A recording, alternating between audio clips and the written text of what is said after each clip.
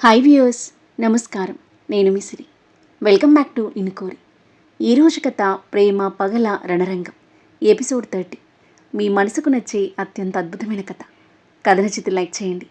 ఈ కథ ఇప్పటి వరకు మీకు ఎలా అనిపించిందో మీ అభిప్రాయాన్ని తప్పకుండా కామెంట్ చేయండి. ఈ స్టోరీ ముందు ముందు మరింత రసవత్తరంగా ఉండబోతుంది. ఇక కథలోకి వెళ్తే, ఒకవేళ పరిస్థితులు మారితే నేను మారుతాను, లేకపోతే ఒక అజ్ఞాత వ్యక్తి కానీ ప్రీషాను ప్రొటెక్ట్ చేస్తూ ఉంటాను అని చెప్పాడు చీఫ్. ఆ మాటలు చెప్తున్నప్పుడు చీఫ్ కళ్ళలో కనిపిస్తున్న ప్రేమని చూసి కరణ్ ఎమోషనల్గా చూస్తూ ఉండిపోయాడు అతని వైపు. ప్రీషా ఇల్లు పెద్ద కర్మ ముగియడంతో బంధువులు ఒక్కొక్కరుగా అందరూ వెళ్ళిపోయారు. కొద్దిసేపటి క్రితం వరకు మనుషులతో నిండిపోయిన ఆ ఇల్లు ఇప్పుడు భయంకరమైన నిశ్శబ్దంలో మునిగిపోయింది. హాల్లో మధ్యలో ఉన్న సత్యమూర్తి ఫోటో ఉంది. నేలపై కూర్చున్న సుమిత్ర కళ్ళలో కన్నీళ్లు ఎండిపోవడమే మర్చిపోయాయి. ఆమె చూపు భర్త ఫోటోపైనే నిలిచిపోయింది. ఆమె పక్కనే కూర్చున్న అన్వి తన తల్లి ఒడిలో తలపెట్టుకుని వెక్కి వెక్కి ఏడుస్తుంది. మీ నాన్న వెళ్ళిపోయాడు. ప్రీష ఎక్కడుందో నాకు తెలియడం లేదు. ఎలా ఉందో, తిండి తింటుందో లేదో అని అంటూ ఆవేదనను ఆపుకోలేక గట్టిగా ఏడ్చేసింది సుమిత్ర. అన్వి దుఃఖం మరింత ఎక్కువైంది. కొంచెం దూరంగా నిలబడి వారిద్దరినీ చూస్తున్న వీరేన్ కళ్ళు చెమ్మగిల్లాయి. ప్రీషాని ఎంతగా ప్రేమించాడు, ఇప్పుడు ఆ మాచుకు కూడా తెలియకపోవడం అతని గుండెని కాల్చేస్తుంది.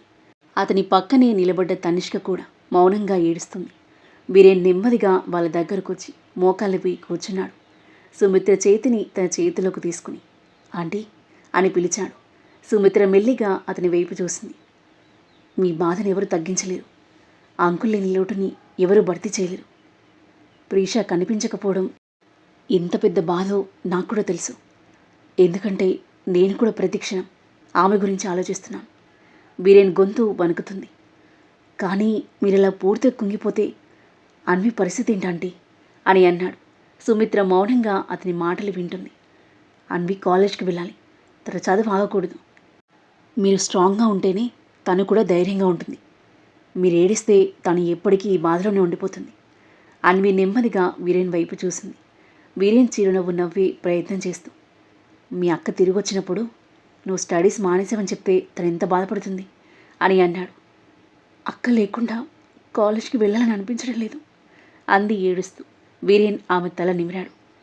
ప్రీష ఎప్పుడు ఏం చెప్పేదో గుర్తుందా? నా చెల్లి చాలా పెద్ద స్థాయికి వెళ్ళాలి అనేది కదా. అన్వి తల ఉంచుకుంది. తనిష్క కూడా వాళ్ళ దగ్గరకొచ్చి అన్విని హత్తుకుంది. అన్వి, నువ్వు కాలేజ్కి వెళ్ళాలి. నేను నీ అక్క స్థానంలో కాకపోయినా ఒక అక్కలా నీకు తోడుగా ఉంటాను. నువ్వు ఒక్కదానివి కాదు. అన్వి తనిష్కని గట్టిగా హత్తుకుని ఏడ్చింది. వీరేన్ సుమిత్ర వైపు తిరిగి, ఆంటీ, ప్రీష కోసం నా వెతుకులాట ఒక్కరోజు కూడా ఆగదు. ఆమె ఎక్కడున్నా నేను వెతికి తీసుకొస్తాను. అన్వి చిన్నపిల్ల, అంకుల్ లేరు, ప్రీష లేదు. మీరు కూడా ఇలాగే బాధపడుతూ ఉంటే తన పరిస్థితి ఏంటో ఒక్కసారి ఆలోచించండి. సుమిత్ర మెల్లిగా కన్నీళ్ళు తుడుచుకుని, నా భర్తని తిరిగి తీసుకురాలేం బాబు, కానీ నా కూతురు తిరిగి వస్తుందని నమ్మకం నేను కోల్పోను. ప్రీషా కోసం, అన్వి కోసం నేను ధైర్యంగా ఉంటాను అని అంది. వీరేన్ అన్వి చేయి పట్టుకుని, నువ్వు రేపటి నుంచి మళ్ళీ కాలేజ్కి వెళ్ళు. నీ అక్క తిరిగి వచ్చినప్పుడు అమ్మ నేను చూసుకున్నాను అని గర్వంగా చెప్పేలా ఉండాలి అని చెప్పాడు. అన్వి ఏడుస్తూనే తల ఊపింది. కాసేపటికి వాళ్ళకి ధైర్యం చెప్పి వీరేన్ తనిష్క కారులో బయలుదేరారు. కారులో కొన్ని నిమిషాల పాటు పూర్తి నిశ్శబ్దం అలుముకుంది. స్టీరింగ్పై చేతులు ఉన్న వీరేన్ మనసంతా ప్రీష జ్ఞాపకాల్లోని చిక్కుకుపోయింది. ఆమెతో కలిసి గడిపిన ప్రతి క్షణం అతని కళ్ళ ముందు తిరుగుతుంది. సిగ్నల్ దగ్గర కారాగింది. వీరేన్ ఎదురుగా చూస్తుని, తెలుసా తనిష్క, ఇప్పటికీ నాకు ఒక ఫీలింగ్ వస్తుంది. ఎక్కడో ఒక చోట ప్రీష బానే ఉందని, నా కోసం ఎదురు చూస్తుందని. అతని గొంతు చివర మాట దగ్గర ఆగిపోయింది. కానీ ప్రతిరోజు మార్నింగ్ లేచినప్పుడల్లా ఆ ఫీలింగ్ కంటే భయం ఎక్కువ అవుతుంది. తనిష్క మౌనంగా అతని వైపు చూస్తుంది. ఆమె మనసు రెండు వైపులా చీలిపోతుంది. ఒకవైపు బెస్ట్ ఫ్రెండ్ ప్రీష కనిపించకపోవడం, మరోవైపు తాను మనస్ఫూర్తిగా ప్రేమించిన వ్యక్తి ఇంకో అమ్మాయి కోసం ప్రతి క్షణం కరిగిపోతూ ఉండడం. ఆ బాధను బయటికి చూపించకుండా చిరునవ్వు నవ్వే ప్రయత్నం చేసింది. ప్రీష చాలా స్ట్రాంగ్ అమ్మ వీరేన్, ఏ పరిస్థితిలోనైనా పోరాడుతుంది. నమ్మకం వదలొద్దు. వీరేన్ చిన్నగా తల ఊపాడు. ఆ నమ్మకమే నన్ను బ్రతికిస్తుంది. కాసేపటి తర్వాత కార్ తనిష్క ఇంటి ముందు ఆగింది. ఆమె దిగబోతుండగా, తనిష్క, వీరేన్ మెల్లిగా పిలిచాడు. తిరిగి చూసింది. నువ్వు లేకపోతే ఆంటీ అన్విని నేను ఒంటరిగా హ్యాండిల్ చేసేవాడిని కాదు. తనిష్క చిన్నగా నవ్వింది. థ్యాంక్స్ ఎందుకు, ప్రీషా నా ఫ్రెండ్ కూడా. వీరేన్ తల ఊపి టేక్ కేర్ అని చెప్పి కార్ స్టార్ట్ చేశాడు. కారు నెమ్మదిగా దూరం అవుతుంది. తనిష్క మాత్రం అక్కడే నిలబడి ఆ కారు కనిపించకుండా పోయే వరకు చూస్తూనే ఉంది. ఆమె కళ్ళల్లో కన్నీళ్లు నిండిపోయాయి. నీ బాధను కూడా తగ్గించలేకపోతున్నాను వీరేన్ అని మనసులోనే అనుకుంది. ఇంట్లోకి వెళ్ళాలని అనిపించలేదు. మనసు బరువుగా ఉంది. కొద్ది దూరంలో ఉన్న కేఫ్ కనిపించడంతో నడుచుకుంటూ వెళ్ళింది. కేఫ్లో జనాలు పెద్దగా లేరు. విండో పక్కన ఉన్న టేబుల్ దగ్గర కూర్చొని ఒక కాఫీ ఆర్డర్ చేసింది. కాఫీ వచ్చినా ఆమె ఒక సిప్ కూడా తాగలేదు. కప్పులోంచి ఎగిసిపోతున్న ఆవిరిని చూస్తూ ఆలోచనల్లో మునిగిపోయింది. అప్పుడే హలో మిస్, హవర్ యూ అని సరదా గొంతు వినిపించింది. తనిష్క విసుగ్గా తలెత్తి చూసింది. ఎదురుగా చిరునవ్వుతూ మిత్ర నిలబడి ఉన్నాడు. అతని చూడగానే ఆమె మొహం చిరాగ్గా మారింది. నువ్వా? మిత్ర నవ్వుతూ అవును నేనే. నా వాళ్ళతో వచ్చాను, చిన్న వర్క్ ఉంటే. నువ్వు కనిపించావు, వాళ్ళని పంపించేసి నీ దగ్గరకు వచ్చాను. నేను కంపెనీ వచ్చా అని అడుగుతూనే సమాధానం కోసం కూడా ఆగకుండా ఎదురుగా కూర్చున్నాడు. వెయిటర్, ఒక కాఫీ. తనిష్క అసహనంగా చూస్తూ నేను ఒంటరిగా ఉండాలని అనుకుంటున్నాను అని అంది. ఉండు, నేను డిస్టర్బ్ చేయకుండా సైలెంట్గా కూర్చుంటాను. తనిష్క విసుగ్గా నిట్టూర్చింది. నీకు పని లేదా? ఉంది, కానీ నిన్ను చూశాక కాస్త పోస్ట్పోన్ చేశాను. తనిష్క కళ్ళెత్తి చూసింది. నీ జోక్స్ మీద నవ్వే మూడ్లో నేను లేను. డల్గా ఉన్న ఆమె మొహాన్ని చూసి మిత్ర మొహంలోని నవ్వు కాస్త తగ్గింది. ఏమైంది? ఈసారి కొంచెం సీరియస్గా అడిగాడు. తనిష్క ఏమీ మాట్లాడలేదు. మిత్ర ఇంకేం అడగలేదు. కొన్ని నిమిషాలు ఇద్దరి మధ్య నిశ్శబ్దమే. తనిష్క కాఫీ ఫినిష్ చేసి వెళ్తుంటే మిత్ర కూడా వెంటనే లేచాడు. నేను డ్రాప్ చేస్తాను. అవసరం లేదు, నేను నడుచుకుంటూ వెళ్ళిపోతాను. వర్షం పడుతుంది, ఎలా వెళ్తావు? తనిష్క బయటికి చూసేసరికి నిజంగానే వర్షం పడుతుంది. Hey, you can trust me, drop చేసి వెళ్తాను, నేను డిస్టర్బ్ చేయను. నువ్వు ఇక్కడే ఉంటే నేను ఇక్కడే ఉంటాను, వర్షం తగ్గే వరకు. అతని మొండితనానికి విసిగిపోయిన తనిష్క చివరకు కారులో కూర్చుంది. కారు నెమ్మదిగా రోడ్డుపై వెళ్తుంది. ఎప్పుడైనా చెప్తావా, ఎందుకది డల్గా ఉన్నావు అని అడిగాడు. తనిష్క విండో నుండి బయటికే చూస్తూ కొన్ని బాధలకు సమాధానాలుండవు అని అంది. మిత్ర వైపు ఒకసారి చూసి ఉంటాయి, కానీ చెప్పడానికి మనసు ఒప్పుకోదు అని అన్నాడు. అంతలో ఎదురుగా వస్తున్న ఒక ఎస్యూవి ఒక్కసారిగా కంట్రోల్ తప్పి వాళ్ళ లేన్లోకి దూసుకొచ్చింది. మిత్ర ఒక్కసారిగా స్టీరింగ్ తిప్పాడు. కానీ రెండు కార్ల మధ్య దూరం చాలా తక్కువ. ఒక్క క్షణంలోనే ప్రమాదం జరగబోతుందని గ్రహించాడు. ఏమాత్రం ఆలస్యం చేయకుండా తనిష్క సీట్ బెల్ట్ విప్పేసి జంపని అరిచాడు. ఆమె షాక్తో ఏమీ అర్థం కాక అతని వైపు చూసింది. మరో క్షణం కూడా ఆలోచించకుండా మిత్ర తన డోర్ తెరిచి ఆమెను బలంగా బయటికి నెట్టేశాడు. అదే వేగంతో తాను కూడా మరోవైపు దూకేశాడు. భారీ శబ్దంతో రెండు కార్లు ఒకదానికొకటి ఢీకొన్నాయి. రోడ్డు మీద పొగలు కమ్ముకున్నాయి. కొన్ని అడుగుల దూరంలో పడిపోయిన తనిష్క స్పృహ తప్పి పడిపోయింది. ఆ కార్ డ్రైవర్ కారు వదిలేసి పారిపోయాడు. మిత్ర వేగంగా తనిష్క దగ్గరకొచ్చాడు. స్పృహ తప్పి పడిపోయిన ఆమెను చూసి భయాందోళనలతో అతని గుండె గట్టిగా కొట్టుకుంటుంది. హే, కళ్ళు తెరువు అంటూ ఆమె చెంపని మెల్లిగా తట్టాడు. ఎలాంటి రెస్పాన్స్ లేదు. వర్షం వల్ల ఆమె డ్రెస్ అంతా తడిచి బురదతో నిండిపోయింది. మోచేతికి అరచేతికి చిన్న గాయాలు కనిపిస్తున్నాయి. ఒక్క క్షణం కూడా ఆలస్యం చేయకుండా ఆమెను ఎత్తుకుని రోడ్డు మీద వస్తున్న ఆటోను ఆపి ఎక్కి కూర్చున్నాడు. త్వరగా దగ్గరలోని హాస్పిటల్కి పోనివ్వు అని ఆటో అతనికి చెప్పి తనిష్క మొహంలోకి టెన్షన్గా చూస్తున్నాడు. ఐఎమ్ సారీ, నా వల్ల ఇదంతా. నీకేం కాదు, కానివ్వను మనసులోని అనుకుంటూ కన్నీళ్లతో ఆమె మొహంలోకి చూస్తున్నాడు. హాస్పిటల్ రాగా ఫాస్ట్గా తనని ఎత్తుకుని లోపలికి తీసుకెళ్లాడు. ఎమర్జెన్సీ వార్డులో డాక్టర్ వెంటనే చెక్ చేశారు. కొన్ని నిమిషాల తర్వాత డాక్టర్ బయటకొచ్చాడు. మిస్టర్, డోంట్ వరీ, పెద్దగా ఏం కాలేదు, చిన్న చిన్న గాయాలే ఉన్నాయి. యాక్సిడెంట్ షాక్ వల్ల స్పృహ తప్పింది, కొద్దిసేపట్లో కాన్షియస్లోకి వస్తుంది అని చెప్పేసరికి మిత్ర ఊపిరి పీల్చుకున్నాడు. Thank God. డాక్టర్ వెళ్ళిపోయిన తర్వాత మిత్ర లోపలికి వెళ్ళి తనిష్క డ్రెస్ వైపు చూశాడు. అది పూర్తిగా బురదతో తడిసిపోయింది. నర్సుని చూసుకోమని చెప్పి వెంటనే బయటికి వెళ్ళి దగ్గరలోని షాప్లో నుంచి ఒక సింపుల్ చుడీదార్, అవసరమైన థింగ్స్, అతని కోసం ఒక షర్ట్ తీసుకొచ్చాడు. నర్స్ దగ్గరికి వెళ్ళి సిస్టర్ ప్లీజ్ ఆమె డ్రెస్ చేంజ్ చేయండి, డ్రెస్ మొత్తం బురదతో ఉంది అని డ్రెస్ అందించాడు. Okay sir. ఆమె వెళ్ళి తనిష్క డ్రెస్ చేంజ్ చేసి వచ్చాక లోపలికి వెళ్ళాడు మిత్ర. ఆమె పక్కన కూర్చొని తన మొహాన్ని ఆర్తిగా చూస్తున్నాడు. నీకేమైనా అవుతుందేమో అని ఎంత భయపడ్డాను. నా గుండె ఆగిపోయినట్టు అనిపించింది. ఇంతవరకు ఈ అమ్మాయి పట్ల నాకు ఇలాంటి ఫీలింగ్ కలగలేదు.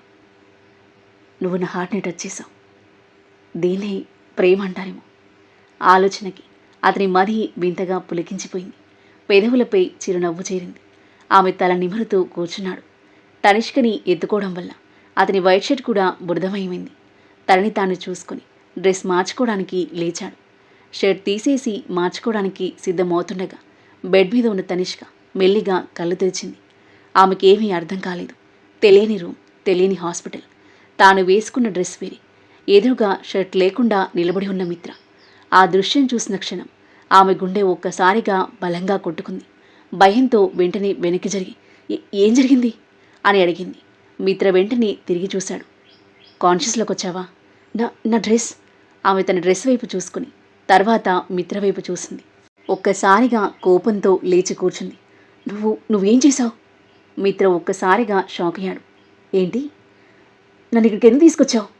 నా డ్రెస్ ఎందుకు మార్చావు? ఇదేనా నీ ప్లాన్?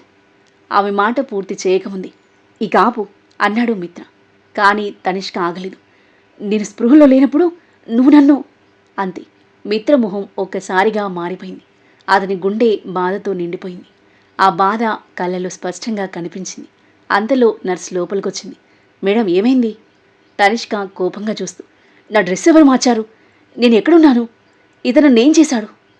నర్స్ అయోమయంగా చూస్తూ మేడం నేనే మార్చాను అంది. తనిష్క ఒక్కసారిగా సైలెంట్ అయింది. ఈ సార్ బయట నుంచి కొత్త డ్రెస్ తీసుకొచ్చారు. మీ డ్రెస్ మొత్తం బురదతో నిండిపోయింది కాబట్టి నన్ను మార్చమన్నారు. యాక్సిడెంట్ అయ్యి మీరు స్పృహతో పడిపోతే సార్ హాస్పిటల్కి తీసుకొచ్చారు. ఇది హాస్పిటల్. మీ గురించి చాలా టెన్షన్ పడ్డారు. ఆయన షర్ట్ కూడా బురదతో పూర్తిగా పాడైపోయింది, అందుకే మార్చుకుంటున్నారు అని అంది. తనిష్క మొహం పాలిపోయింది. నిజం తెలుసుకోకుండా అతని మిస్అండర్స్టాండ్ చేసుకున్నందుకు గిల్టీగా అనిపించింది. అతని వైపు చూసి మాట్లాడబోయేంతలో మిత్ర ఏమీ మాట్లాడకుండా తన టీషర్ట్ వేసుకుని బయటికి వెళ్ళిపోయాడు. తనిష్క వెంటనే లేచి అతని వెనుక పరిగెత్తింది. మిత్ర హాస్పిటల్ బయట నిలబడి ఉన్నాడు. అతని మొహంలో బాధ స్పష్టంగా కనిపిస్తుంది. తనిష్క మెల్లిగా అతని దగ్గరకొచ్చింది. I'm sorry. మిత్ర తల తిప్పి చూశాడు. సిచ్యువేషన్ చూసి నేను అలా అనుకున్నాను. నిన్ను అవమానించాలని కాదు. మిత్ర బాధగా నవ్వాడు. సిచ్యువేషన్ వల్ల అన్నావని నాకు తెలుసు. కానీ అమ్మాయిలాగే ఒక అబ్బాయి క్యారెక్టర్ గురించి అలా మాట్లాడితే అతనికి బాధ ఉంటుంది కదా అని అన్నాడు. నిజమే. I'm sorry. ఎలా ఉంది ఇప్పుడు అని అడిగాడు గాబరాగా. అతని కళ్ళల్లోని టెన్షన్ చూసి బానే ఉన్నాను. అసలు ఏమైంది? ఆ కారు ఎవరిది? యాక్సిడెంటా లేదా కావాలని చేశారా? మిత్రకు కూడా అదే డౌట్ వచ్చింది. యాక్సిడెంటే. ఓవర్ స్పీడ్ వల్ల కంట్రోల్ తప్పింది. పైగా వర్షం పడుతుంది కదా అప్పుడు అని అన్నాడు అతని డౌట్ను బయట పెట్టకుండా. తనిష్క అతని చేతికున్న గాయం గమనించి అయ్యో నీకు దెబ్బ తగిలింది, ట్రీట్మెంట్ ఎందుకు చేయించుకోలేదు అని అంది. మోచేయి పైన అరచేయి మీర రోడ్డు గీరుకుపోయింది. బ్లడ్ కూడా చిందుతుంది. ఇవి నాకు మామూలే అని లైట్ తీసుకుంటూ నీకింకా ఎక్కడ తగలేదు కదా తలకి? కానీ ఇంకా వేరే ప్లేస్లో కన్ఫర్మ్ చేసుకోవడానికి మళ్ళీ అడిగాడు. లేదు, వెహికల్ స్పీడ్లో లేదు కదా, పెద్దగా ఏం తగ్గలేదు. కొన్ని క్షణాలు ఇద్దరి మధ్య నిశ్శబ్దం నెలకొంది. తర్వాత తనిష్క చిన్నగా నవ్వుతూ చెయ్యి ముందుకు చాపింది. ఫ్రెండ్స్. మిత్ర ఆమె చెయ్యి చూసి ఇంత ఈజీగా క్షమించేయాలా అని సరదాగా అడిగాడు. అంటే ఇంకా కోపంగానే ఉన్నావా? కొంచెం. అయితే ఏం చేయాలి? ఆలోచిస్తున్నాను. తనిష్క పెదవి బిగించింది. మిత్ర నవ్వేశాడు. ఈరోజు ఫ్రెండ్గా నాతో లంచ్కి రావాలి. అంతేనా? ఓకే అని నవ్వుతూ చెప్పింది. ఫ్రెండ్స్. ఈసారి మిత్ర కూడా నవ్వుతూ ఆమె చేయి కలిపాడు. ఇద్దరి మొహాల్లో చిరునవ్వు కనిపించింది. ఆ క్షణంలో ఒక అపార్థం ముగిసింది. ఒక కొత్త స్నేహం నిశ్శబ్దంగా మొదలైంది. ఇద్దరు దగ్గరలో ఉన్న రెస్టారెంట్కి వెళ్ళారు. మిత్ర మనసు ఎక్కడో తేలిపోతున్నట్టు అనిపించింది. తనిష్క తనతో కలిసి రావడానికి ఒప్పుకోవడం అతనికి చిన్న విషయమేమీ కాదు. కొద్దిసేపటి క్రితమే తనని తప్పుగా అర్థం చేసుకుని తిట్టిన అమ్మాయి ఇప్పుడు తన ఎదురుగా కూర్చొని లంచ్ చేయడానికి సిద్ధమైంది. ఇద్దరూ విండో పక్కన టేబుల్ దగ్గర కూర్చున్నారు. వెయిటర్ వచ్చి మెనూ కార్డ్ ఇచ్చాడు. తనిష్క మెను చూస్తూ ఉండగా మిత్ర మాత్రం ఆమెని చూస్తున్నాడు. అది గమనించిన తనిష్క కనుబొమ్మలు ఎగిరేస్తూ, ఏంటి మెనూ కార్డులో ఐటమ్స్ కాకుండా నా మొహంలో ఏమైనా స్పెషల్గా కనిపిస్తుందా అని అంది. మిత్ర ఒక్కసారిగా తేరుకొని నవ్వేశాడు. సారీ, నిజానికి ఇప్పటికి నువ్వు నాతో లంచ్కి వచ్చావంటే నమ్మలేకపోతున్నాను. అంత పెద్ద విషయమేం కాదు, ఫ్రెండ్స్ అన్నాక కలిసి తినొచ్చు కదా. ఆ మాట విన్న మిత్రమోహం మరింతగా వెలిగిపోయింది. అయితే ఈ ఫ్రెండ్ పేరేంటి, లేక ఫ్రెండ్ అని పిలుస్తూ ఉండాలా అని సరదాగా అడిగాడు. తనిష్క చిన్నగా నవ్వి తనిష్క అని అంది. పేరు కూడా బాగుంది, థ్యాంక్ యూ. మరి నీ పేరు? మిత్ర. మిత్ర, పేరుకు తగ్గట్టే అందరితో ఫ్రెండ్లీగా ఉంటావా? మిత్ర నవ్వుతూ, ప్రయత్నిస్తుంటాను, కానీ అందరూ నీలా ఫస్ట్ కోపంగా చూస్తారు. తనిష్క చిన్నగా నవ్వుకుంది. ఇద్దరూ ఫుడ్ ఆర్డర్ చేశారు. ఏం చేస్తుంటావు అని అడిగాడు మిత్ర. సాఫ్ట్వేర్ కంపెనీలో జాబ్ చేస్తున్నాను. హో, అందుకేనా ఇంత యాటిట్యూడ్? ఆ మాత్రం ఉండకపోతే కష్టం ఈ కాలంలో. తనిష్క మాటలకు నవ్వేశాడు మిత్ర. అవును, ఉండాలిలే అని అన్నాడు. ఇంతకీ నువ్వేం చేస్తుంటావు? నేను ఒక క్షణం తడబడ్డ మిత్ర. నేను బిజినెస్ చేస్తున్నాను, import and export. Oh nice. Order చేసిన ఫుడ్ రాగా ఇద్దరూ తింటున్నారు. అవును, నాతో ఇంతకుముందు కాఫీకి రమ్మంటే రాలేదు, ఇప్పుడు అడగగానే లంచ్కి వచ్చావు ఎందుకు అని అడిగాడు. ఎందుకంటే నువ్వు చెడ్డవాడివి కాదని ఇప్పుడు అర్థమైంది అంది నవ్వుతూ. ఆ మాట మిత్ర మనసును హత్తుకుంది. నవ్వుతూ చూశాడు తన వైపు. ఇద్దరూ లంచ్ ముగించి బిల్ పే చేసిన తర్వాత బయటికి నడిచారు. మిత్ర కాస్త సంకోచిస్తూ, తనిష్క, నిన్నొకడు అడగొచ్చా? ఏంటి? నీ మొబైల్ నెంబర్. ఫ్రెండ్స్ అయ్యాం కదా, ఎప్పుడైనా మాట్లాడుకోవచ్చు కదా. తనిష్క ఒక్కసారిగా ఆగి కనుబొమ్మలు ముడిచింది. మిత్ర వెంటనే చేతులు ఎత్తేశాడు. అయ్యో, నమ్మకం లేకపోతే వద్దులే, ఫోర్స్ చేయను. అతను అన్న తీరికి నవ్వొచ్చింది తనిష్కకి. అంత సీరియస్గా తీసుకోకు, ఇస్తాను అని అంది. మిత్ర వెంటనే తన ఫోన్ కోసం ప్యాంట్ పాకెట్స్లో వెతికాడు. అరే, నా ఫోన్ లేదు. ఒక్క క్షణం ఆలోచించిన ఇద్దరికి ఒకేసారి మైండ్లో తట్టి, కార్లో ఉండొచ్చు అంటూ ఒకరినొకరు చూసుకొని నవ్వేశారు. తనిష్క కూడా తలపట్టుకుని, అయ్యో, నా ఫోన్ కూడా కార్లోనే ఉంది. అయితే రండి మేడం, ఇద్దరి ఫోన్స్ ఒకేసారి రెస్క్యూ చేద్దాం. ఇద్దరూ నవ్వుకుంటూ ఆటోలో కారు దగ్గరికి వెళ్ళారు. మిత్ర డోర్ తెరిచి ఫోన్ తీసుకున్నాడు. హో, స్విచ్ ఆఫ్ అయిపోయింది. తనిష్క తన ఫోన్ తీసుకొని ఆన్ చేసింది. మిత్ర కారులో ఉన్న చిన్న నోట్ ప్యాడ్ తీసుకుని, సరే ఇప్పుడు చెప్పు. ఆమె తన మొబైల్ నెంబర్ చెప్పగా మిత్ర నోట్ చేసుకున్నాడు. తనిష్క అతని నెంబర్ ఫోన్లో సేవ్ చేసుకుంది. నవ్ ఆఫీషియల్లీ ఫ్రెండ్స్ అని అన్నాడు మిత్ర చెయ్యి ముందుకు చాపుతూ. తనిష్క కూడా నవ్వుతూ అతని చేతిని కలిపింది. మీ ఇల్లెక్కడా? ఇక్కడే, దగ్గరలోనే, నేను వెళ్ళిపోతాను, నేను డ్రాప్ చేస్తాను అంటూ ఆమెతో పాటు నడిచాడు అతను. ఈరోజు బ్యాడ్గా స్టార్ట్ అయినా గుడ్గా ఎండ్ అయింది. మిత్ర మాటలకు చిన్నగా నవ్విన తనిష్క తన ఫ్లాట్ రాగా బాయ్ చెప్పి లోపలికి వెళ్ళిపోయింది. ఆమె కనిపించకుండా పోయే వరకు మిత్ర అక్కడే నిలబడి చూశాడు. ఆ తర్వాత కార్ దగ్గరకు వచ్చి నెమ్మదిగా పరిశీలించాడు. ముందు భాగంలో చిన్న డ్యామేజ్ మాత్రమే ఉంది, అంత పెద్దగా ఏం కాలేదు అని అనుకుంటూ చుట్టూ చూశాడు. అరే, ఎదురుగా వచ్చి ఢీకొట్టిన ఆ కార్ ఎక్కడా? చుట్టూ మొత్తం చూసినా ఆ కార్ కనిపించలేదు. ఇది నిజంగా యాక్సిడెంటా, లేక కావాలని నా కార్ని టార్గెట్ చేశారా? అతనిలో అనుమానం రేకెత్తింది. ఆలోచిస్తూనే కార్ని దగ్గరలోని మెకానిక్ దగ్గరికి తీసుకెళ్లాడు. సార్, చిన్న డ్యామేజ్ మాత్రమే ఉంది, నైట్కి రెడీ అయిపోతుంది అని చెప్పాడు మెకానిక్. ఓకే, పూర్తిగా చెక్ చేసి రిపేర్ చేయి అని చెప్పి కార్ అక్కడే వదిలేసి బయటికి వచ్చాడు మిత్ర. బాయ్కి కాల్ చేద్దామంటే ఫోన్ స్విచ్ ఆఫ్ అయింది. మార్నింగ్ ఎందుకు చేశాడు? డీలర్స్తో మాట్లాడుతూ లిఫ్ట్ చేయలేదు. అయ్యాక చేద్దామనుకుంటే తనిష్క కనిపించింది, ఇప్పుడు ఆఫ్ అయింది. త్వరగా ఇంటికి వెళ్దాం అని అనుకుని రోడ్డుపై వెళ్తున్న ఆటో ఆపి ఎక్కాడు. నాగవల్లి ఇందు హాల్లో కూర్చొని మాట్లాడుకుంటూ ఉండగా ఒక్కసారిగా విద్వాంస్ కోపంతో గర్జిస్తూ లోపలికొచ్చాడు.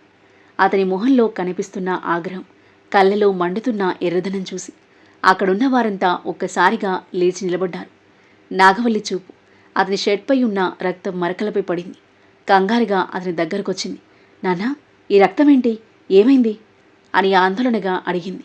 విద్వాంస్ కళ్ళను గట్టిగా మూసుకుని లోతుగా ఊపిరి పీల్చుకున్నాడు. ఏమీ అడగొద్దమ్మా, నా మూడు అస్సలు బాలేదు, ఈ క్షణంలో నా మీద నాకే కంట్రోల్ లేదు అని అన్నాడు. నాగవల్లి మరింత కంగారు పడింది. కానీ విద్వాంస్, నువ్వు ఇంత కోపంగా ఉండడం నేను ఎప్పుడు చూడలేదు. అసలేమైంది? విధ్వంస్ ఒక్కసారిగా ఆమె వైపు తిరిగి పిచ్చి ఆగ్రహంతో ఊగిపోతూ, ఎవరైనా విధ్వంసాన్ని కోరుకుంటే నేను సిద్ధంగా ఉన్నాను. ఈ రక్తపు హోలిని వాళ్లే మొదలుపెట్టినా దాన్ని ముగించేది మాత్రం నేనే. రక్తం వాసన నాకు కొత్త కాదు, దానికి భయపడే మనిషిని కూడా కాదు అని గట్టిగా సమాధానం చెప్పి ఎవరి సమాధానం కోసం కూడా ఆగకుండా నేరుగా తన రూమ్ వైపు వెళ్ళిపోయాడు. ఏం జరిగిందో, అతను ఎందుకంత కోపంగా ఉన్నాడో ఎవరికీ అర్థం కాలేదు. అప్పుడే శేషు లోపలికొచ్చాడు. అతని చూడగానే నాగవల్లి వెంటనే అతని దగ్గరికి వెళ్ళి, శేషు, విధ్వంస్కేమైంది? ఏదైనా జరిగిందా అని అడిగింది ఆత్రంగా.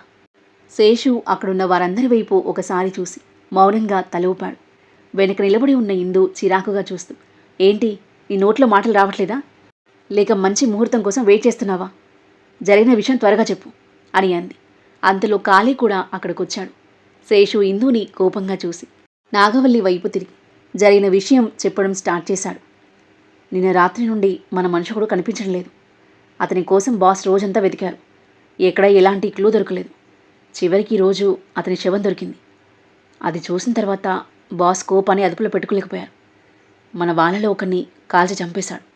అది విన్న వెంటనే ఇందు మైండ్లో ప్రేష మెదిలింది.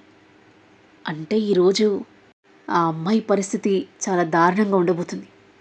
విధ్వంస్ కోపమంతా దాని మీద పడుతుంది అని మనసులోనే దుష్టంగా నవ్వుకుంది. నాగవల్లి కాళీ ఆందోళనగా ఆలోచిస్తూ అక్కడి నుండి వెళ్ళిపోయారు. శేషు మాత్రం అక్కడే నిలబడి తీవ్ర ఆలోచనలో పడిపోయాడు. ఒకవేళ ఈ కోపంలో విధ్వంస్ ప్రేష మేడనమని చేస్తే? ఆలోచనతోని అతని గుండె వేగంగా కొట్టుకుంది. చీఫ్ ఆమె బాధ్యత నాకు అప్పగించారు. నేను చేతులు ముడుచుకొని చూస్తూ ఉండలేను. ముందు చీఫ్కి విషయం చెప్పేస్తాను. ఆయన ఢిల్లీ నుంచి రావడానికి ఇంకా టైం ఉంది. అంతవరకు ఎలాగైనా ప్రేష మేడంని విధ్వంస్ నుంచి కాపాడాలి అని మనసులో గట్టిగా నిర్ణయించుకుని తన ఫోన్ తీసుకుని ఎవరికీ కనిపించకుండా పక్కకు వెళ్ళాడు కాల్ చేయడానికి. ఇందు అక్కడే నిలబడి విధ్వంస్ రూమ్ వైపు చెవులు అప్పగించింది. తన మనిషి అంతటి దారుణమైన మరణాన్ని చూసిన క్షణం నుంచి విధ్వంస్ పూర్తిగా మారిపోయాడు. అతని కళ్ళల్లో మండుతున్న కోపం, గుండెల్లో రగులుతున్న ప్రతీకారం రెండూ కలిసి అతని సహనాన్ని పూర్తిగా నాశనం చేశాయి. అతని మనిషిని ఎవరో చంపడం మాత్రమే కాదు, అంత క్రూరంగా హత్య చేయడం కూడా ఇదే మొదటిసారి. ఆ దృశ్యం అతని మెదడులో మళ్ళీ మళ్ళీ తిరుగుతూ అతని గుండెని తీవ్రంగా మండిస్తుంది. ఆవేశంలోనే రగిలిపోతూ వచ్చిన విధ్వంస్ తన రూమ్ డోర్ని ఒక్కసారిగా బలంగా ఓపెన్ చేశాడు. బాల్కనీలో నిలబడి ఉన్న ప్రీష ఆ సౌండ్ విని ఉలిక్కిపడింది. ఆమె గుండె వేగంగా కొట్టుకోవడం మొదలైంది. నేను చేస్తున్నది రైటేనా? ఒకవేళ నా ప్లాన్లో చిన్న మిస్టేక్ జరిగినా ఈ మనిషి నన్ను ఏం చేస్తాడు? ఆలోచనలతో ఆమె శరీరం వణికిపోయింది. కళ్ళు గట్టిగా మూసుకుని తనని తాను శాంతపరచుకోవడానికి ప్రయత్నించింది. ఆమె కళ్ళ ముందు నీలికల చీఫ్ మొహం మెదిలింది. ఆ కళ్ళలో కనిపించిన నమ్మకం, భరోసా, ధైర్యం. నేను నీతోనే ఉన్నాను, భయపడకు అని ఆమెతో మాట్లాడుతున్నట్టుగా అనిపించింది. అది ఆమెకు మళ్ళీ ధైర్యాన్ని ఇచ్చింది. లోపలికొచ్చిన విధ్వంస్ చూపు ముందు బెడ్ పైనే పడింది. కానీ ప్రీష అక్కడ లేదు. అంతే, అతని కళ్ళలోని కోపం మరింత భయంకరంగా మారింది. రక్తం దిగినట్టు ఎర్రగా మారిన ఆ కళ్ళని చూసిన వారెవరైనా గుండె ఆగిపోయేంతగా భయపడతారు. వెనక్కి తిరిగి డోర్ని దడేల్మని మూసేశాడు. ఆ సౌండ్ కింద నిలబడి ఉన్న ఇందు చెవుల వరకు స్పష్టంగా వినిపించింది. ఆ శబ్దం విని ఇందు పెదవులపై ఈవిల్ స్మైల్ చేరింది. గేమ్ మొదలైంది. ఈరోజు విధ్వంస్ చేతిలో దాని బ్రతుకు నలిగిపోతుంది. తనలో తాను రాక్షసంగా నవ్వుకుంటూ అక్కడి నుంచి వెళ్ళిపోయింది.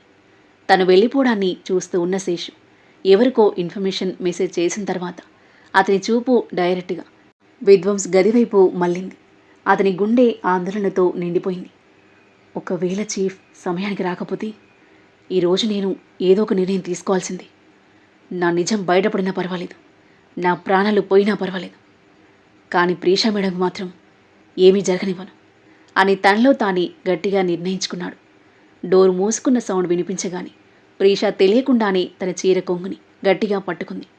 తనకు ధైర్యం ఇచ్చిన చీఫ్ని గుర్తు చేసుకుంది. మీరు వస్తారు, మీరు తప్పకుండా వస్తారు అని తన మనసులోని అనుకుంటూ తనకి తాను ధైర్యం చెప్పుకుంటూ ఉంది. విధ్వంస్ నెమ్మదిగా బాల్కనీ వైపు నడిచాడు. కర్టెన్స్ గాలికి మెల్లిగా కదులుతున్నాయి. వాటి వెనుక నిలబడి ఉన్న ప్రీషాని చూసిన క్షణం అతని అడుగులు అక్కడికక్కడే ఆగిపోయాయి. ఒక్క క్షణం అతను చూసింది నిజమేనా అనే అనుమానం కలిగింది. తను పిచ్చిగా ప్రేమించిన అమ్మాయి ఈరోజు కొత్త రూపంలో అతని ముందు నిలబడి ఉంది.